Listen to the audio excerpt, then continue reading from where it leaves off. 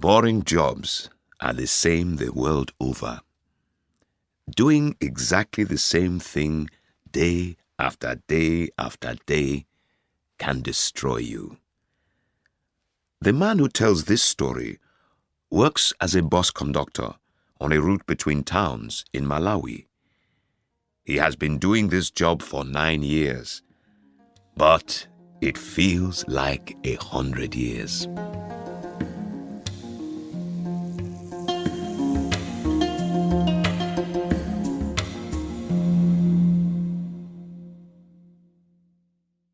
At Chitakale, the bus, although already packed full, picks up a few more passengers and continues on its way. The road is wet, and the March rain beats gently but endlessly upon the roof of the bus. Outside, the yellow maize stands in the fields, unmoving, drunk with too much rain. The rainy season, dark, long and heavy, is coming to an end, and soon people will be coming to cut the maize. But neither the muddy road nor the maize in the field can show me anything new or interesting. For 9 years, I have been a bus conductor, and I cannot begin to count how many times during those 9 years I have been on this road. Whether it is the rainy season as now, or a dry September afternoon, or a cold June morning, it is all the same to me. I always have one wish, and it never changes: to get to the end of the journey as quickly as possible. And yet, I never get my wish. I know the life history of every bridge, every stone, and every tree on the road from Limbe to Migowi. I promise you. My past is on the road, so is my present, and I find it hard to imagine a future away from this road. The road to Migowi and back to Limbe, and back again to Migowi. I don't enjoy thinking about my past before I became a conductor. I know I once had a father and a mother. We once lived on one of the large tea estates in Mulanje. But in my mind, this time is distant, not clear. My father died when I was a little boy, and my mother lived on, selling kachasu, illegal beer, to pay for my schooling. When she had finished doing that, she drank herself to death on the day I went home with my first pay. I also had an elder brother who went to work in the mines in South Africa. At first, we used to write. Then my brother stopped answering my letters, so I stopped writing. The bus stops, and I loudly ask if there is anyone getting out here. There is no answer, so the driver starts his engine and the bus moves on. But a moment later, someone rings the bell and again the bus stops. "I'm dropping here," says a man rising up from a seat not far away from me. Several passengers shout rude, angry words after the man as he pushes his way to the exit. I say nothing to him, and as a result, some of the ugly words are thrown at me too. Before I became a conductor, I worked in a tea research station. My job was to sit all day and write down the figures produced by a strange and complicated machine which, I was told, measured the brownness of tea. I never understood what those figures meant or how the machine worked, but my boss repeatedly told me that my job was of great importance to tea research. I did not understand this either, though I was proud to play my part in this great work. However, I quickly grew tired of sitting in the same place and writing down the same figures day after day, and I left the job after only a year. I want an interesting job, I told my friends as I left. I'm going to be a conductor. There is variety there. Different people, different places every day. The bell once again rings, and the bus stops for some passengers to get off. "I have a bicycle on the roof," says one man. "And I have a bag of maize," says another. I'm sure I know the reason why I'm growing so thin. My ears have grown tired of hearing such things. I have heard them hundreds, no, thousands of times.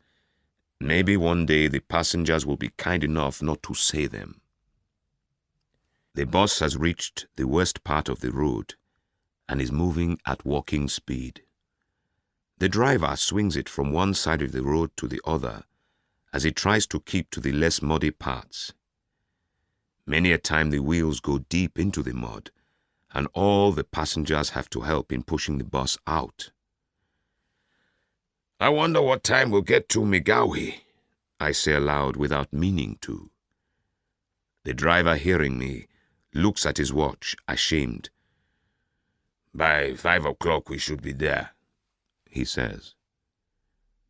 The driver is a very old man, has been a driver for over 30 years, and should not still be working, although all attempts by the National Transport Company to make him stop have failed.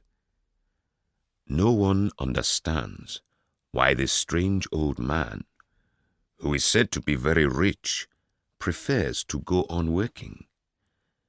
I suspect he will die as soon as he is taken off the road. Behind the wheel, he looks full of life, but his eyes show the shadow of death. It is only the road that keeps him alive. The bus slides in the mud on a steep hill and nearly turns over. Streams of water run down the side of the road. "Everyone come out and push!" It seems to me that the road changes everybody. No one is free of it. Not just the driver, but all the passengers I have ever met. I feel sorry for them, but the thought worries me. I became a conductor in order to escape from a boring job and a cold, impersonal machine that measured the brownness of tea. But after 9 years, I do not find much variety in the brownness of men. Indeed, it seems to me that these are the same passengers that I left Limbe with on that rainy morning 9 years ago. That rude, talkative man has been on the same back seat for 9 years and is still telling the story of his business success. So too, that other man near the window, who smokes all the time but won't let the windows be opened. That crying child never seems to grow up. And there is that fat woman who cleverly pushes off everyone attempting to sit next to her. Yes, these are the same passengers, and it is the same road, the same journey without end. "Everyone come out and push!" The rain continues to fall, and the driver keeps swinging the bus from one side of the road to another to avoid the mud. The bus complains continuously under the heavy load of passengers, which never seems to get less. People get on and get off, but the bus is always crowded. At Kambenje, the bus stops to pick up a few passengers, wet with rain. Among them is a man wearing an old yellow raincoat. I look at him carefully as he gets on. Yes, indeed. My father. My father had just that hardened look on his face, that bent back from years of picking tea. and for the first time in these 9 years, I see before me a clear picture of my father, my mother, my brother, our little house on the estate, the fruit trees in front of the house, the red roof of the factory in the distance, and the black smoke coming out of it. Everything to the last detail. I hear the singing of the workers as they pick tea leaves in the fields, in their rough yellow raincoats, with baskets on their backs. I feel now, as I felt then, respect for these workers who, with their songs, make hard work and hard lives seem so pleasant. A feeling of joy suddenly fills me. I move over to where the man is standing and touch his shoulder. "Father!" I shout, and I feel the tears coming out of my eyes. I turn and smile at everyone in the bus, and I see my joy shining back from their faces. Oh, what a beautiful world! The sound of the rain on the roof and the complaining engine have become sounds of joy. The old man at the wheel has become happiness itself. The voices of the passengers and the crying of the child fill me with a wonderful feeling. Father! So my father and mother have never died after all. My brother has never had to go to South Africa, and I myself have never had to write down figures from a machine that measures the brownness of tea. But suddenly, the bus comes to a violent stop, and all the standing passengers fall over one another. I try to stay on my feet by holding on to the man I had called my father.